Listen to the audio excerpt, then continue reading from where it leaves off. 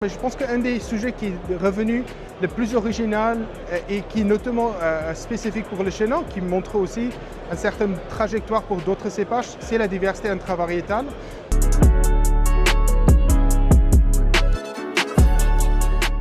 J'aimerais bien croire qu'on aura plus de plantations de Chenin. C'est un cépage qui a tous les atouts pour faire face au changement climatique. C'est aussi un cépage qui donne la possibilité de faire différents styles de vin.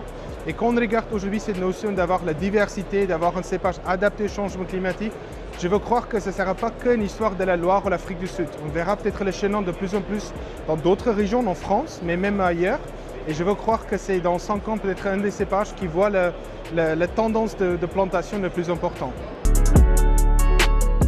Ouais, il y a 10 ans, je pense qu'on ne parlait pas de changement climatique tel qu'on le discute aujourd'hui. On a vu ces 10 dernières années une accélération de la température, plus en plus les événements extrêmes. Donc aujourd'hui, c'est vrai qu'on pose beaucoup de questions sur comment cultiver le Chenin, comment élaborer le Chenin, mais je pense qu'un des sujets qui est revenu le plus original et qui est notamment spécifique pour le Chenin, qui montre aussi une certaine trajectoire pour d'autres cépages, c'est la diversité intravariétale.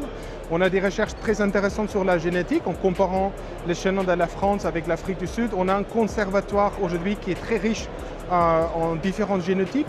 Et en tout cas, aujourd'hui, on voit qu'on a un sujet matériel végétal autour du Chenin qui est très intéressant, qui est assez différent que le sujet qu'on portait il y a 10 ans et que même encore une fois pour le Chenin qui est assez spécifique parce que ce n'a pas été fait autant sur d'autres cépages.